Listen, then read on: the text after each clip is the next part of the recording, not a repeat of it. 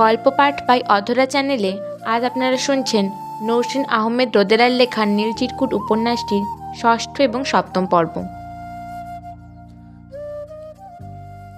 শহরে ভোর নেমেছে প্রায় 2 ঘন্টা হলো। ঘড়িতে 7টা কি 8টা বাজে। খানিক বাদেই গ্রীষ্মের সোনালি রোদে ঝলমল করে উঠবে জনাকীর্ণ ঢাকা শহরের গা।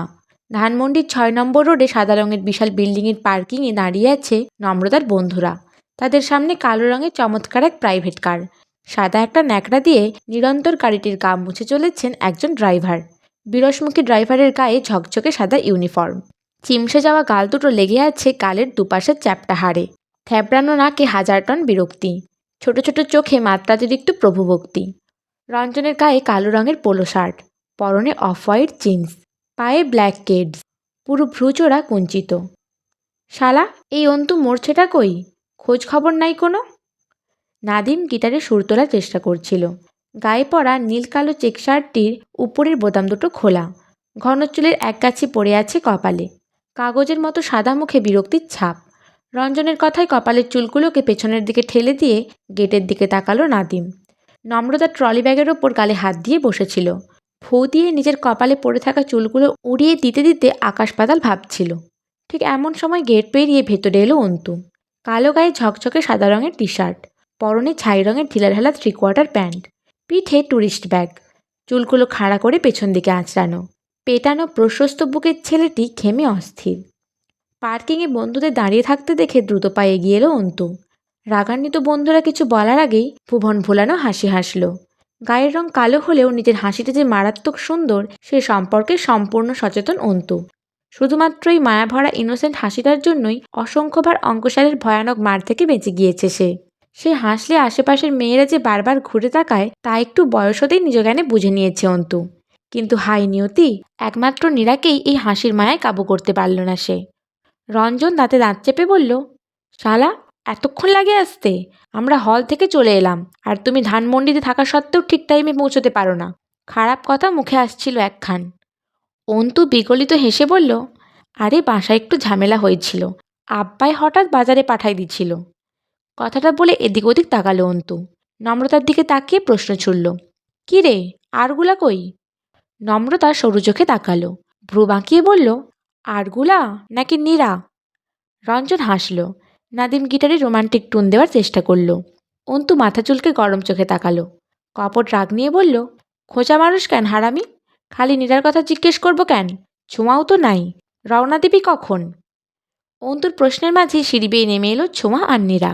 তাদের পেছনেই ছোঁয়ার বাবা মা প্রফেসর সালাম হক এবং সিথি হক। ছোঁয়ার বাবা মার উপস্থিতিতে বন্ধুমহলের প্রশ্ন উত্তর পর্বে ভাটা পড়ল। সবাই হঠাৎ করে নিশ্চুপ হয়ে গেল। প্রফেসর সালাম হক ছেলে মেয়েদের সাথে কুশলাদি বিনিময় করে ড্রাইভারকে বিস্তর বোঝালেন। কিভাবে সাবধানে তাদের কক্সবাজার পর্যন্ত পৌঁছে দিবেন তার বিস্তর উপদেশ দিলেন। সিথি হক আর সালাম হকের খবরদারিতে ছোঁয়া ব্যতীত বাকি 5 জনেরই ভ্রু কুঁচকে এলো।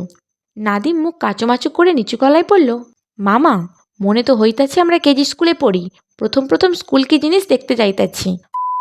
এত ঢঙের মানে কি? রঞ্জন উত্তর দিল না। অন্তু মৃদু গলা খাকারি দিয়ে চুপ করে রইল। বাবা মায়ের বাধ্য মেয়ের ছোঁয়া সময় নিয়ে বাবা মার থেকে বিদায় নিল। বন্ধুরা কুচকানো ভ্রু আর একরাশ অনিশ্চয়তা নিয়ে গাড়িতে উঠল। গাড়ি যখন ধানমন্ডি ছেড়ে নারায়ণগঞ্জের রাস্তায় ছুটল, তখন সূর্য যৌবনে অতিষ্ঠ হয়ে উঠেছে পথঘাট পথচারী। প্রায় আধ ঘন্টা চলার পর থমথমে গলায় আদেশ করল রঞ্জন, মামা, গাড়ি ঘুরাও, আমরা কেরানীগঞ্জ যাব, পুরাতন ঢাকা। রঞ্জনের কথায় চরকির মতো ঘুরে এসে তার মুখের উপর স্থির হলো 5 জোড়া চোখ। বিস্মিত ড্যাবড্যাবে চোখগুলোর দিকে তাকিয়ে চোখ টিপল রঞ্জন। কে কি বুঝলো জানা নেই। নাদিম জোরের সাথে বলল, হ্যাঁ হ্যাঁ মামা, গাড়ি ঘুরাও, কেরানীগঞ্জের রোড ধরো, পুরাতন ঢাকায় যামু। ওদের কথায় ড্রাইভার অগ্নিদৃষ্টিতে তাকালো। তার চোখ মুখ দেখে মনে হচ্ছে সে মহা পাপীদের সাথে বসবাস করছে। এই পাপীদের সাথে বসে থেকে সে প্রচণ্ড কুণ্ঠিত, লজ্জিত এবং রাগান্বিত। রঞ্জন আবারও বলল, কি হলো মামা, গাড়ি ঘোরাতে বললাম না? ড্রাইভার দাঁড় হয়ে বসে রইল, চোখ দুটো সামনের দিকে নিবদ্ধ। কিছুক্ষণ সময় নিয়ে থমথমে কণ্ঠে বলল, ম্যাডাম কইছে ডিরেক্ট কক্সবাজার যাবা, হেতে হুতে অযথা থামাইবা না। আমিও থামাইতাম না, সিধা কক্সবাজার যাওম। গাড়ি ঘুরামু কেন? ম্যাডাম তো কেরানীগঞ্জ যাইতে কয় নাই। অন্তু রঞ্জন একে অপরের দিকে তাকালো। দুজনেরই ভ্রু কুঞ্চিত। নাদিম তিক্ত মুখে বলল, একটু জোরে চালান মিয়া, এমনি ভ্যান গাড়ির মতো চালাইতেছেন কেন? আর একটা ফার্স্ট ক্লাস গান দেন। এভাবে কেউ ট্যুরে যায়? গাড়ি ঠিক গতিতেই চলতাছে। ম্যাডাম কইছে গাড়ির গতি ৩০-এর উপর না নিতে। আর গান দেওয়ান যাইব না। ম্যাডাম কইছে গানে ফোকাস নষ্ট হয়। ফোকাস নষ্ট করন যাইব না। বিরক্তিতে কুঁকড়ে উঠল নাদিম। বিড়বিড় করে বলল, যাইব না। অসহ্য। অন্তু জিহা দিয়ে ঠোঁট ভিজিয়ে নিয়ে বলল, পুরাতন ঢাকায় আমাদের এক বন্ধু আছে, সাথে যাবে। ওখান থেকে ওকে তুলে নিয়ে তারপর কক্সবাজার যাব। গাড়ি ঘুরান। ছোঁয়া কিছু বলবে তার আগেই চোখ রাঙালো নাদিম, যার অর্থ কথা কবি তো চড়াই দাঁত ফেলাই দিমু। ড্রাইভার লাফিয়ে উঠে বলল, ম্যাডাম তো কইছিল ৬ জন যাইব। আপনারা কারে নিতে চাইতাছেন? আপনাকেও হাব ভাব সুবিধার লাগে না তো? আমি ম্যাডামের অনুমতি ছাড়া কোনো হানে যাইব না। রাগে রঞ্জনের ফর্সা গাল দুটোতে লাল রঙের আভা ফুটে উঠল। ছোঁয়া ড্রাইভারের পাশে বসেছিল। পেছনে নম্রতা, নীরা আর রঞ্জন। একদম পেছনের দিকটাই অন্তু আর নাদিম। রঞ্জন নম্রতার দিকে ঝুঁকে এসে ফিসফিসিয়ে বলল, কেমন মুডে আছিস নমু? নম্রতা ভ্রু বাঁকিয়ে তাকালো। চোখ দুটো ছোট ছোট করে বলল, মানে? Adventure mood? Any time. নম্রতা হাসল। রঞ্জন বাম চোখটা টিপে দিয়ে হাসল। নীরাকে ইশারা করে বলল, গ্যাঞ্জাম নম্বর ৩। নম্রতা সেই কথাটা নীরার কানে পৌঁছালো। হালকা গলা খাকারি দিয়ে নিচু গলায় বলল, গ্যাঞ্জাম নম্বর ৩ হবে? নীরা চোখ ঘুরিয়ে তাকালো। কোনো প্রশ্ন না করেই দুনিয়া অন্ধকার করে চেঁচিয়ে উঠল। নম্রতা অস্থির গলায় বলল, নীরু, কি হয়েছে? এমন করছিস কেন? নীরা দমবন্ধ গলায় বলল, বমি বমি পাচ্ছে, গাড়ি থামাও, নিঃশ্বাস আটকে আছে আমার। ড্রাইভার চোখ বড় বড় করে নীরার দিকে তাকালো। নীরার চোখ দুটো উল্টে যাওয়ার উপক্রম, কপালের আশেপাশে ঘাম। কি বিভৎস দৃশ্য! মেয়েটা মরে টরে যাবে না তো? নাদিম খেঁকিয়ে উঠে বলল, ওই মিয়া, থামাতে বলতেছে শুনো না। মাইয়ার কিছু হইলে তোমারে খাইছি। ড্রাইভার কয়েক সেকেন্ড দ্বিধাদ্বন্দ্বে থেকে গাড়ি থামালো। নম্রতা ছোঁয়ার গায়ে পরপর দুটো চড় বসিয়ে দিয়ে বলল, তোর ড্রাইভারকে বল একটা মেডিসিনের দোকান থেকে দুটো। এটুকু বলে থেমে গেল নম্রতা। অসহায় চোখে বন্ধুদের দিকে তাকালো। অন্তু ফট করে বলল, দুটো নাপা এক্সট্রা ট্যাবলেট আনতে বল। নম্রতা সাই দিয়ে বলল, হ্যাঁ, নাপা এক্সট্রা আনতে বল। পরক্ষণই অবাক হয়ে বলল, নাপা এক্সট্রা? বন্ধুদের কার্যকলাপ দেখে জোয়াল ঝুলে পড়ার অবস্থা ছোঁয়ার। হ্যাঁ, নাপা এক্সট্রা। নাপা এক্সট্রা দিয়ে? এটুকু বলতেই আবারও আকাশ বাতাস কাঁপিয়ে দিয়ে বমির ভঙ্গিমা করল নীরা। ছোঁয়া আটকে উঠল। মাথায় চিন্তাশক্তি গুলিয়ে গেল। অন্তু ধমক দিয়ে বলল, ওই তবদা, তোর ড্রাইভারকে ট্যাবলেট আনতে বলবি নাকি থাপড়া খাবি? নীরুর কিছু হলে তোর দোষ।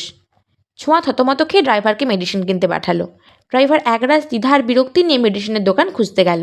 নাদিম এতক্ষণ চিন্তিত মুখে ম্যাগাজিন দিয়ে নীরার চোখে মুখে হাওয়া দিচ্ছিল। ড্রাইভার নেমে যেতেই থেমে গেল তার হাত।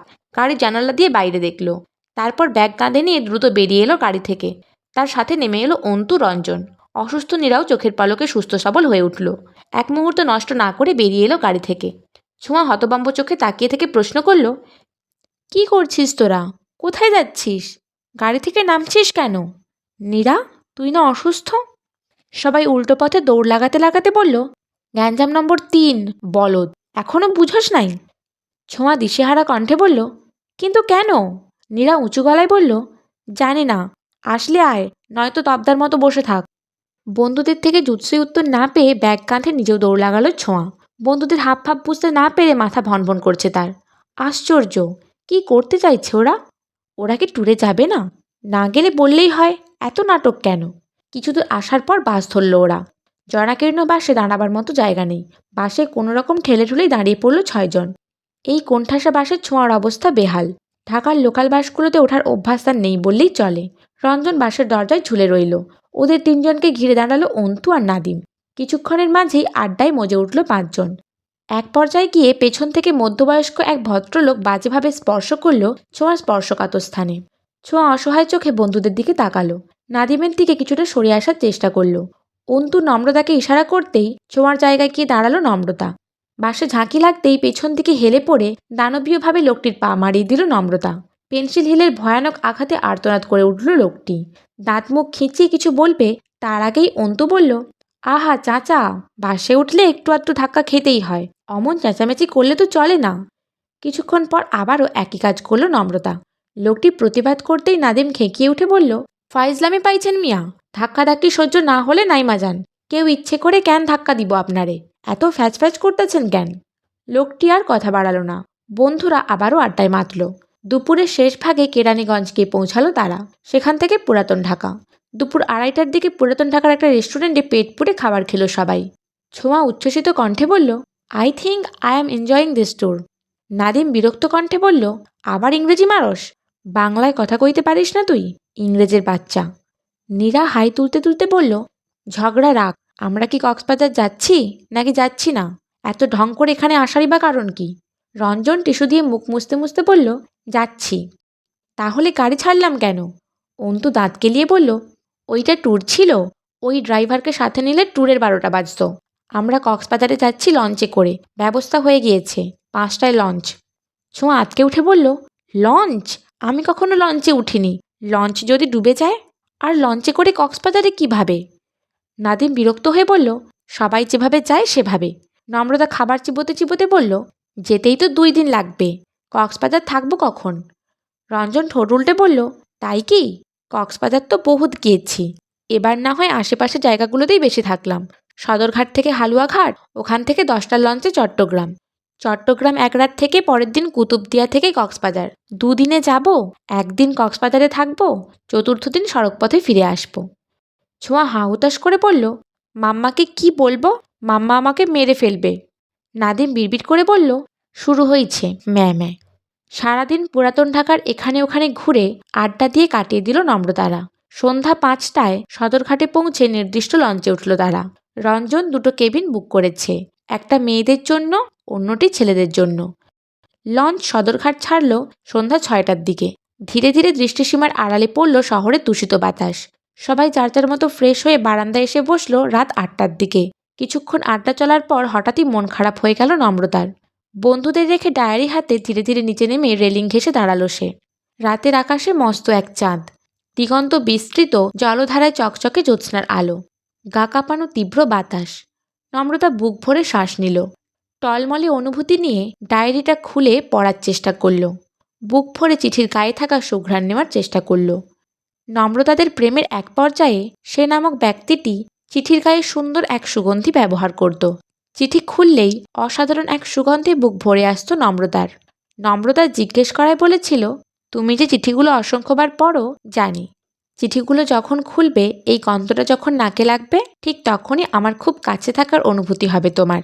তাছাড়া নীল চিরকুটের সুগন্ধ কি সাধারণ কাগজের মতো সাধারণ হলে চলে?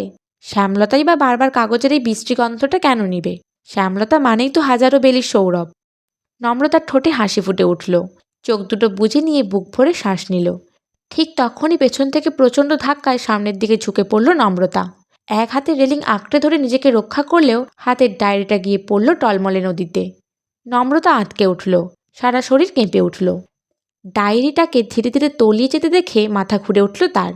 রেলিংয়ের উপর ঝুঁকে গিয়ে চেঁচিয়ে উঠল, আমার ডায়েরি!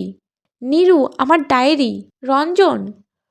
নম্রতাকে রেলিংয়ের উপর ঝুঁকে পড়তে দেখে পেছন থেকে শক্ত একটি হাত আঁকড়ে ধরল নম্রতার ডান হাত। বিস্ময় নিয়ে বলল, আরে করছেন কি? পড়ে যাবেন তো। শক্ত হাতের টানে রেলিং থেকে সরে দাঁড়ালো নম্রতা। চোখে মুখে আতঙ্ক, গাল বেয়ে গড়িয়ে পড়ছে অবিরাম জল। শরীরটা ভয়ানকভাবে কাঁপছে। নম্রতার ফ্যাকাশে মুখ দেখে সামনে দাঁড়ানো শ্যামবর্ণ মানুষটি আঁতকে উঠল। আতঙ্কিত কণ্ঠে বলল, আপনি ঠিক আছেন?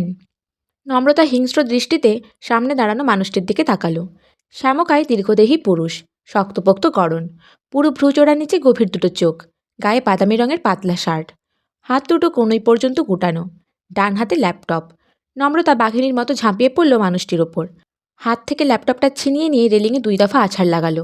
শ্যামকায় মানুষটি বিস্ময় হতভম্ব। নম্রতা ল্যাপটপটা নদীতে ছুঁড়ে ফেলতেই সম্বিত ফিরে এলো মানুষটির। খানিকটা ধাতস্থ হয়ে ভয়ানক গমগমে কণ্ঠে বলল, পাগল আপনি? কি করলেন এটা? আপনার কোনো ধারণা আছে আমার কত বড় ক্ষতি করলেন আপনি? ততক্ষণে নম্রতার বন্ধুরা নিচে নেমে এসেছে। নম্রতাকে এমন বিধ্বস্ত অবস্থায় দেখে বিস্মিত তারা। রঞ্জন আতঙ্কিত কণ্ঠে প্রশ্ন ছুড়ল, নমু, ঠিক আছিস? কি হয়েছে? এভাবে কাঁপছিস কেন? নাদিম ক্রুদ্ধ কণ্ঠে বলল, এই শালায় কিছু করছে নাকি তোরে? ক খালি, এই হানি পুইতা ফেলুম। কি হয়েছে? নাদিম আর রঞ্জনের উঁচু কণ্ঠে আরও কিছু যুবক পিছনে এসে দাঁড়ালো। সামনের দিকে উঁকি দিয়ে কপাল কুঁচকে প্রশ্ন ছুড়ল তাদের একজন, এনিথিং রং আরফান? কি হয়েছে রে? রাগে স্তব্ধ আরফান রক্তলাল চোখে বন্ধুর দিকে তাকালো। She damaged my laptop. মানে? নদীতে ছুঁড়ে ফেলেছে ল্যাপটপ? ভাবতে পারছিস? আমার রিসার্চের পুরো ফাইল ছিল ল্যাপটপে।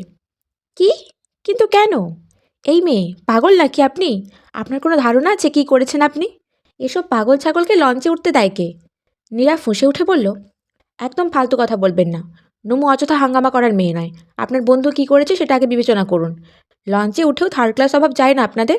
দেখে তো ভদ্রলোকই মনে হচ্ছে। কী করেছেন আমার ফ্রেন্ডের সাথে বলুন। দুই দলের মধ্যে তুমুল হট্টগোলের মধ্যেই হাউমাউ কান্নায় ভেঙে পড়ল নম্রতা। মুহূর্তেই থেমে গেল হট্টগোল। সবাই বিস্ফারিত চোখে তাকিয়ে রইল কান্নারত মেয়েটির চোখে মুখে। নম্রতার বন্ধুরা অস্থির হয়ে উঠল। লঞ্চের পাটাতনে হাঁটু কেড়ে বসে থাকা নম্রতার পাশে ধপ করে বসে পড়ল নীরা আর ছোঁয়া। নম্রতা দুহাতে মুখ ঢেকে ডুকরে ডুকরে উঠছে। কান্নার শব্দটা বিশাল জলরাশিতে ঘুরে ফিরে প্রতিধ্বনিত হচ্ছে। কি বিষাদময় সে কান্না! আরফানের বন্ধুরা কিছুক্ষণ হতবুদ্ধি হয়ে দাঁড়িয়ে থেকে দ্বিধা নিয়ে প্রশ্ন করল, কি হচ্ছে এসব দোস্ত? কাহিনীটা কি? কাঁদছে কেন এই মেয়ে? আরফান বিপন্ন কণ্ঠে বলল, আমি কি করে বলবো? কেবিনে যাচ্ছিলাম, হঠাৎ ইস্তিয়াক ধাক্কা দিল। ধাক্কাটা সামলে উঠতে পারিনি। ওনার সাথে শরীরটা একটু লাগতেই দেখি নিচের দিকে ফিরে চিল্লাপাল্লা করছেন। ভাবলাম পড়ে যাচ্ছেন। হাত টেনে সরিয়ে আনতেই নাটক শুরু করলো। উফ, আমার রিসার্চ রিপোর্ট। নীরা অশ্রুরুদ্ধ কণ্ঠে বলল, এই নমু, এভাবে কাঁদছিস কেন? কি হয়েছে বল আমাদের। কান্নায় শ্বাস আটকে আসছে নম্রতার। জোরে জোরে শ্বাস টেনে আবারও কান্নায় ভেঙে পড়ল নম্রতা। জড়ানো কণ্ঠে বলল, আমার ডায়েরি। এটুকু বলেই গগনবিহারী চিৎকারে কান্নায় ভেঙে পড়ল নম্রতা। অন্তু কপাল কুঁচকে বলল, কি হয়েছে ডায়েরির? পানিতে ফেলে দিয়েছে এই লোক। আরফান অবাক হয়ে বলল, আমি? কখন? আরফানের বন্ধু কড়া মেজাজে বলল, ফাজলামো পাইছেন নাকি? একটা ডায়েরির জন্য আপনি গোটা ল্যাপটপ ছুঁড়ে ফেলবেন? ল্যাপটপের দাম জানেন? একটা ল্যাপটপে কত ইম্পর্ট্যান্ট ডকুমেন্টস থাকতে পারে ধারণা আছে? এবার রেগে উঠল নাদিমও। খেঁকিয়ে উঠে বলল, একটা ডায়েরি মানে কি? আপনার ল্যাপটপ থেকেও ডায়েরি কম দামি নয়। Feel the emotion. রাগে মাথার ভেতরটা দপদপ করছে আরফানের। নাদিমের কথায় রাগটা যেন দপ করে জ্বলে উঠল তার। অত্যন্ত তাচ্ছিল্যের কণ্ঠে বলল, আচ্ছা, আপনাদের কাছে নিজেদের বস্তাপচা আবেগ এতটাই গুরুত্বপূর্ণ যে অন্যের। এটুকু বলতেই অদ্ভুত এক ঘটনা ঘটে গেল। সবাইকে অবাক করে দিয়ে হিংস্র বাঘিনীর মতো আরফানের ওপর ঝাঁপিয়ে পড়ার চেষ্টা করল নম্রতা। হতভম্ব আরফান দুপা পিছিয়ে দাঁড়ালো। নম্রতার হাতের আঁচড়ে কবজির ওপর দিকটায় চামড়া উঠে জ্বালাপোড়া করছে। রঞ্জন দুহাতে জাপটে ধরে নম্রতাকে নিয়ন্ত্রণের চেষ্টা চালালো। নম্রতা চেঁচিয়ে উঠে বলল, খবরদার বস্তাপচা আবেগ বলবেন না। আমার ডায়েরি আমার আবেগ নয়, ভালোবাসা। নীরা দুহাতে মুখ চেপে হতবম্ব চোখে তাকিয়ে আছে। এই প্রথম নম্রতাকে এমন উদ্ভট আচরণ করতে দেখছে সে। নম্রতার মতো বিচক্ষণ প্রাণবন্ত মেয়ে এমন গেঁয়ো অসভ্য আচরণ কি করে করতে পারে? বিশ্বাস হয় না নীরার। কয়েকটা চিঠি আর কয়েকটা বছরে কি থেকে কি হয়ে গেল মেয়েটা। রঞ্জন নম্রতাকে জোরপূর্বক পাঁজা কোলা নিয়ে নিজেদের কেবিনের দিকে হাঁটা দিল। যেতে যেতে আরফানকে উদ্দেশ্য করে বলল, সরি ভাইয়া, আসলে ও একটু ডিপ্রেসড। আরফান জবাব দিল না। আরফানের পাশে থাকা বন্ধুটি ঝাঁঝ নিয়ে বলল, নিজের ডিপ্রেসড গার্লফ্রেন্ডকে সামলে রাখেন মিয়া। লঞ্চ না তো নাট্যশালা। নাটক শুরু করে দিচ্ছে এক একজন আজাইরা। নাদিম খেঁকিয়ে উঠে বলল, তুই সরি কইলি কেন? নমুর এই অবস্থা না থাকলে শালাকো দেইখা দিতাম আজকে। অতপর আবারও কথা কাটাকাটির সূত্রপাত হলো। রঞ্জন দাঁড়িয়ে না থেকে নম্রতা নীরাকে নিয়ে তিনতলায় নিজেদের কেবিনের দিকে রওনা দিল। কেবিনের পাটাতনে হাঁটু ভাঁজ করে বসে আছে নম্রতা। মাথাটা হাঁটুর ওপর নোয়ানো। কান্নার দমকে কিছুক্ষণ পরপরই কেঁপে উঠছে শরীর। কেবিনের দরজায় হাত ভাঁজ করে দাঁড়িয়ে আছে রঞ্জন। তার পাশে চিন্তিত অন্তু। ছোঁয়ার নীরা বিছানার ওপর বসে আছে। নাদিম বারান্দার রেলিংয়ে ঠেস দিয়ে দাঁড়িয়ে আছে। সবার মুখই থমথমে। স্তব্ধ নীরবতাকে ঠেলে দিয়ে কথা বলে উঠল ছোঁয়া। হতাশ কণ্ঠে বলল, কি একটা কাহিনী করে ফেলল নমু। ছি, মানুষ কি ভাবছে? এতটা সিন ক্রিয়েট করার কি প্রয়োজন ছিল?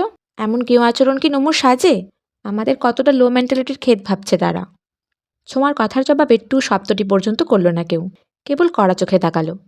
কিছুক্ষণ চুপ থেকে ভয়ানক রাগে ধমকে উঠল নাদিম, তুই তো জন্মগত ক্ষেত মেন্টালিটির মহিলা। বন্ধুর দুঃখে তোর মান সম্মানের প্রশ্ন আসছে। তোরে এই মুহূর্তে লঞ্চ থেকে ছুঁড়ে ফেলতে ইচ্ছে করছে। নদীতে হাবুডুবু খেতে খেতে মেন্টালিটি বিচার করবি, বেয়াদব। নাদিমের কথায় নিভে গেল ছোঁয়া। বেচারি এতদিক ভেবে বলেনি কথাগুলো। কি থেকে কি হয়ে গেল। বিড়বিড় করে বলল, লোকটা তো আর ইচ্ছে করে ডায়েরি ফেলে দেয়নি, ধাক্কা লেগে পড়ে গিয়েছে। নমুজোদের ল্যাপটপটাই ফেলে দিল। নাদিম কপাল কুঁচকে বলল, তো যেভাবেই ফেলুক, ফেলেছে তো। আর নমুই বা ইচ্ছে করে ফেললো কোথায়? রাগের মাথায় ফেলে দিয়েছে। রাগ উঠলে মানুষ যে কোনো কিছু করতে পারে, অত ধরতে আছে? ওই শালাদের উচিত নমুর পা ধরে মাপ চাওয়া। এদের নামে আমি মামলা করব, মানহানির সাথে ডায়েরিহানির মামলা। এমন একটা পরিস্থিতিতেও নাদিমের কথায় ঠোঁট চেপে হেসে ফেলল সবাই। নাদিম সবসময় এমন, বন্ধুরা হাজার দোষ করলেও সব দোষ মাফ। এমনকি পরীক্ষায় নাম্বার কম পেয়ে বন্ধুদের মন খারাপ হয়ে গেলেও সব দোষ স্যারের। বন্ধুরা তো পরীক্ষা দিয়েছিলই, শালা স্যার যদি নাম্বার না দেয় তাহলে বন্ধুদের কি দোষ? এসব স্যারকে বিশ্ববিদ্যালয় থেকে বহিষ্কার করে দেওয়া উচিত। নম্রতাকে হাজার বোঝানোর পরও যখন তার কান্নার গতি কমল না, তখন সবার মিলিত সিদ্ধান্তে একা ছেড়ে দেওয়া হলো তাকে। পাঁচজনে গিয়ে বসলো বারান্দায়। কিভাবে নম্রতাকে স্বাভাবিক করা যায় তা নিয়ে চলল তুমুল আলোচনা। আধ ঘন্টা ১ ঘন্টার মাঝে কান্নার বেগ কিছুটা কমে এলো নম্রতার। বাম পায়ে থাকা সাদা পায়েলটির দিকে কিছুক্ষণ তাকিয়ে থেকে খুলে নিল হাতে। পায়েলটাকে খুব যত্ন করে বুকের সাথে চেপে রেখে চোখ বুজল। দীর্ঘ সময়ের কান্নায় মাথাটা দপদপ করছে তার। চোখ দুটো ভয়ানক জ্বলছে, সেই সাথে জ্বলছে অবুঝ অভাগা মন। তখন এপ্রিল মাস চলছিল, বাংলায় বসন্ত। ঋতুরাজ সেবার রাজার মতোই দাপট নিয়ে এসেছিল নম্রতার জীবনে। ১৬ বসন্ত পেরিয়ে ১৭তে এসে সুগন্ধি ফুলে ফুলে ভরিয়ে দিয়েছিল নম্রতার জীবন। নম্রতাদের প্রেমালাপনের তখন প্রায় ১.৫ বছর চলে। কারো মুখে ভালোবাসার শব্দ উচ্চারিত না হলেও দুজনেই জানে ভালোবাসাহীন শব্দগুলোর গভীরতা। ভালোবাসার স্পষ্ট প্রকাশও খুব বেশি দিন চাপা থাকতে পারল না। ওপাশের মানুষটি খামে পুড়ে পাঠালো উথাল পাথাল প্রেম বার্তা। নম্রতার এইচএসসি পরীক্ষা শুরু হয়েছিল মাত্র। প্রথম পরীক্ষাটা দিয়েই মা বাবাকে ছাইপাশ বুঝিয়ে চলে এসেছিল শাহবাগ। ক্লান্ত শরীরে এক ঝাঁক আশা নিয়ে হাতে তুলে নিয়েছিল চিরপরিচিত বইটি। প্রত্যাশিত চিঠিটা পেয়ে বুক ভরা উত্তেজনা নিয়ে বাড়ি ফিরেছিল সে। বাড়ি ফিরে চিঠিটা খুলেই চমকে উঠেছিল নম্রতা। লজ্জায় লাল হয়ে গিয়েছিল, আবেগে কেঁদে কেটে চোখ ফুলিয়েছিল। অপরিচিত মানুষটা সেই প্রেমময় চিঠি পড়লে আজও একই রকম কেঁপে কেঁপে ওঠে নম্রতা। পাগল করা অনুভূতিতে দম বন্ধ হয়ে আসে। আচ্ছা, কি এমন মেশানো ছিল সেই চিঠিতে? নম্রতা জানে না, কিন্তু সেই চিঠিটা পড়লে আজও রাতে ঘুম হয় না। চিঠির সপ্তপানে আহত হয়ে ঘুমকাতর নম্রতার রাতের ঘুম হারাম হয়। সারাটা রাত ক্ষণে ক্ষণে চিঠিটা পড়ে কেঁদে বুক ভাসায়, আবার কখনো লাজুক হাসিতে মত্ত হয়। নম্রতা চিঠির লাইনগুলো মনে করার চেষ্টা করল। মুহূর্তেই মুখস্থ হয়ে যাওয়া লেখাগুলো চোখের পাটাতনে স্পষ্ট হয়। প্রিয়, চলো একবার প্রেমে পড়ি। অদ্ভুত নীল ব্যথায় মরিয়া হয়ে উঠি দুটো প্রাণ। দিন শেষে তুমি একটু কাঁদো। চোখের নিচে ছড়িয়ে পড়া কাজল রেখায় আমি একটু মুগ্ধ হই। দীর্ঘ বিচ্ছেদ শেষে হঠাৎ দেখা হলে যেভাবে ঝাঁপিয়ে পড়ে, ঠিক সেভাবেই আমার রুক্ষ বুকটিতে ঝাঁপিয়ে পড়ো। আমার বুকে চলা নিত্যদিনকার টানাপোড়েন, চেনা চেনা ঝড়গুলো একবারের জন্য হলেও থেমে যাক। তোমার কান্না ভেজা ফোলা চোখে একটিবার আমি ডুবে যাই।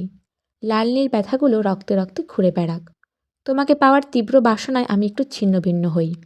তোমাকে দেখার আকুতিতে চোখের ঘুমগুলো মুক্তি পাক। তোমাকে হারানোর ভয়ে গভীর রাতে আমার পুরুষ চোখে জল নামুক। চলো শ্যামলতা, আমরা একবার প্রেমে পড়ি। মারাত্মক প্রেমে আহত হয়ে যাই দুজনেই। প্রেমময় ব্যথায় কেঁপে কেঁপে উঠি। ইতি শ্যামলতার ব্যক্তিগত সে। সেই চিঠিতেই প্রথম নিজের সম্বোধনে কিছু একটা লিখেছিল সেই মানুষটি।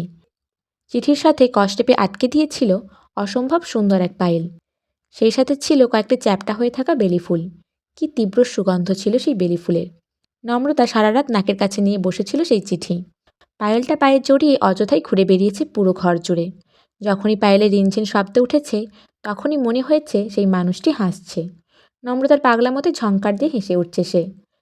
সারা রাত ছটফট করে পরের দিন সকালেই গ্রন্থাগারে ছুটে গেল নম্রতা। গ্রন্থাগারের গেটে বিশাল তালা ঝুলতে দেখে মনে পড়ল আজ শুক্রবার, শনিবারও বন্ধ থাকবে গ্রন্থাগার। হতাশ, চঞ্চল, অস্থির নম্রতার পরের দুদিন পড়াশোনা কিছু হলো না। ইংরেজি দ্বিতীয় পত্রের পরীক্ষাটা সে কোনো রকমে না পড়ে সমাধা করল। দিন রাত শেষে করেই মন মস্তিষ্ক জমাট বেঁধে গেল তার। রবিবার সকালে উঠেই গ্রন্থাগারের সামনে গিয়ে দাঁড়িয়ে পড়ল সে। গ্রন্থাগার খুলতেই নীলরঙা খামে নিজের পায়েল পরা পায়ের একটা ফটো রেখে দিল নম্রতা। দুরু দুরু বুক নিয়ে গ্রন্থাগার থেকে বেরিয়েই সে কি লজ্জা তার। কে জানে পায়ের ছবি দেখে কী ভাববে সে? ছবিটা পাঠানো কি ঠিক হলো? এমন সব দ্বিধামাখা প্রশ্ন নিয়েই কেটে গেল প্রায় একটা সপ্তাহ। অস্থিরতার অনিশ্চয়তা নিয়েই একের পর এক পরীক্ষা সমাধা করল নম্রতা। পুরোপুরি ১ সপ্তাহ পর আকাঙ্ক্ষিত চিঠিটা এলো। টকটকে নীলরঙা দুটো কাগজ ভরে শুধু একটাই লাইন, তোমার পায়ের তিলটা নেশাতুর, ভাবনাতীত সুন্দর।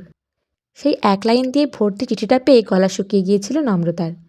বুকের ভেতর থাকা হৃৎপিণ্ডটা কি দ্রুতই না কাঁপছিল। আজও উপলব্ধি করতে পারে নম্রতা। আজও তার শরীরে ঘাম ছুটে, মুখটা হয় লজ্জায় রক্তিম। তারপর চিঠির উল্টো পাশে লেখা ওই লাইনটা, আমি মারাত্মক প্রেমে আহত, শ্যামলতাকে না পেলে এই প্রেমিকের মৃত্যু অনিবার্য। ইস, মানুষটা কি অসভ্য কথা লিখেছিল সেদিন। প্রতিটি শব্দকে লজ্জার সাগরে জিয়ে নিয়ে ছুঁড়ে মেরেছিল নম্রতার সদ্য যৌবনপ্রাপ্ত শরীরে। এই লজ্জাপান কি মারাত্মকভাবে না বিঁধেছিল নম্রতার প্রেমাহত মনে। নম্রতা শিউরে ওঠে। ডায়েরি হারানোর ব্যথায় ভেতরটা চিনচিন করে ওঠে। এই নিষ্প্রয়োজন জীবনটা নিয়ে কি করবে নম্রতা?